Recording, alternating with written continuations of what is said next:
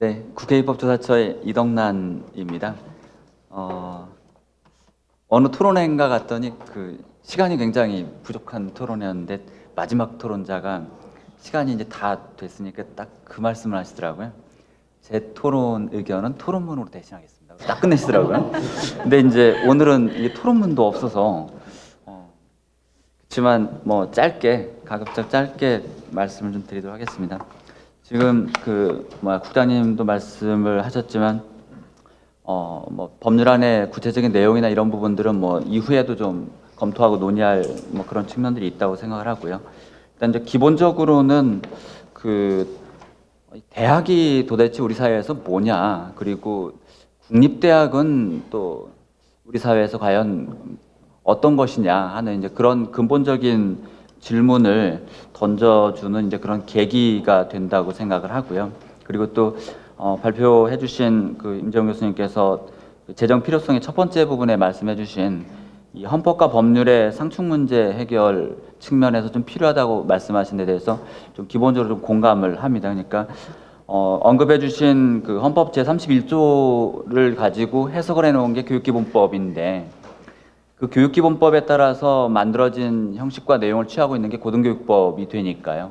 그런데 이제 우리가 대학을 이야기할 때 오늘 많은 분들이 말씀해주신 대학의 자치나 또 학문 예술의 자유나 이제 이런 측면들을 놓고 생각한다면 당연히 헌법 제 31조만이 아니라 22조 제 1항이라든가 또 2항이라든가 그 밖에도 이제 관련된 조항들이 더 있겠고요. 그래서 이런 부분들을 포괄하려면 결국 교육기본법에 따라서 만들어진 고등교육법, 여기에 따라서 이제 대학, 이 논의 가지고는 좀 어렵겠다. 그렇다고 하면 기본적으로 현재 고등교육법이 됐든 아니면 새로 만드시려고 하는 이제 국립대학법이 됐든 이 대학과 관련된 부분을 논의를 하려면 헌법 제 31조만으로는 부족하고 사실 그것마저도 제대로 구현이 안 되고 있는 건데요. 그래서 새로운 틀에서 좀 고민을 할 필요는 있다는 측면에서도 재정 필요성에 대해서는 좀 공감은 합니다. 다만 이제 좀 같이 고민이 되는 점은 그 점입니다. 이 법을 만들면 과연 뭐가 달라질까? 달라지는 부분들이 많이 있긴 있을 텐데요.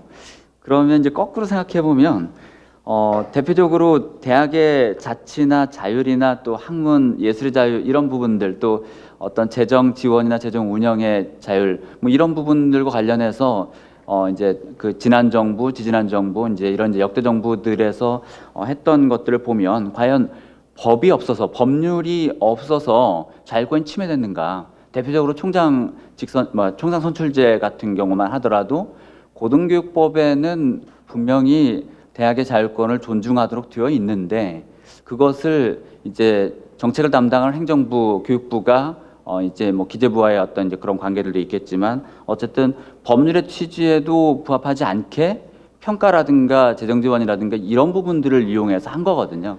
그럼 이제 다시 생각해 보면 과연 새로운 법을 만든다고 하더라도 이런 식의 어떤 시도나 이런 것들이 있다고 하면 과연 대학의 자치나 자율이나 이런 것들이 지켜질 수 있겠는가? 그래서 이제 그런 측면에서 저는 이제 과연 법률의 문제인가?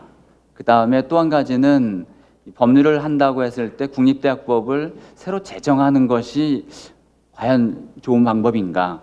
이제 그런 측면도 함께 생각을 해봐야 된다는 생각이 좀 들었고요. 그 다음에 뭐 다른 부분들은 좀 생략하고 넘어가겠는데, 아까 이제 사립대학의 관계나 이런 부분들도 좀 추후에 논의가 될 수 있을 거라는 이런 말씀을 주셨고요. 어떻게 보면 이제 국립대학법을 제안을 하시는 게 그런 논의의 이제 촉발점이 되기도 하는데요. 그런데 우리의 현실을 놓고 봤을 때는 이게 국립대학법 먼저 하고 사립대학법 나중에 하고 이렇게 할 수 있는 문제일까? 이제 이런 생각들이 좀 듭니다. 그러니까 이제 대학 정원의 문제라든가 구조조정의 문제라든가 뭐 이런 것들을 논의할 때 또 재정 지원의 문제라든가 결국은 이제 연계가 되어 있기 때문에 그런 부분들이 좀 어떻게 하는 게 전략적으로 좀 좋은 방법일까 이런 생각들이 들고요. 그리고 이제 아마 이제 나중에 좀 이제 뭐 이렇게 해보실 대목이기도 하고, 국회에 만약에 법률안으로 발의가 된다고 하면 함께 따라붙어야 될 것이 이제 비용 추계에 관한 부분일 텐데요.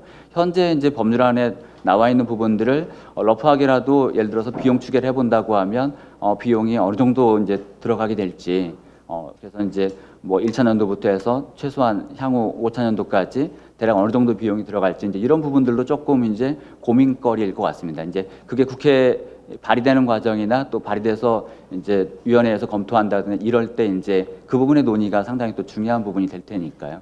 그래서 결국은 또 새로운 법을 만드느냐 아니면 현행 법 체제에서 뭔가 하느냐 이럴 때도 결국은 교육부하고 국립대학들이 함께 힘을 모아서 해야 될 부분이 재정을 마련하는 부분일 것 같아요. 그래서 그 부분이 마련돼야 이제 그 부분까지 지원할 수 있고, 그거는 어떻게 보면 함께 힘을 합해서 기재부를 상대로 해서 이제 논의를 해나가야 되는 이제 그런 측면도 있겠고요.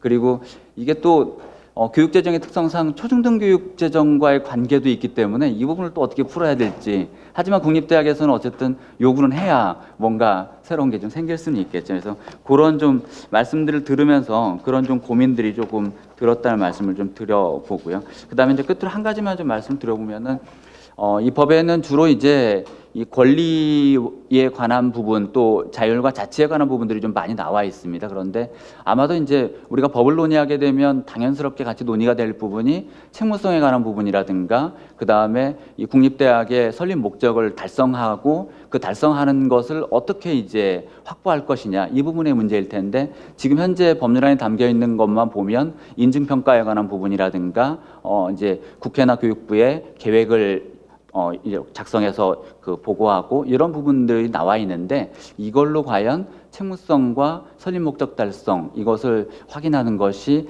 가능한가, 그걸로 충분한가, 이제 그런 고민들이 들었습니다. 이 말씀드리는 건 아마도 그걸로 충분하지 않다, 뭔가 책무성이나 설립 목적 달성을 위한 또 다른 장치들이 필요하다, 이런 주장들도 이 법률안을 성안하는 과정에서는 나올 수 있을 것 같아서요. 그 부분에 대한 고민도 조금 필요하겠다는 말씀까지만 드리도록 하겠습니다. 네, 이상입니다.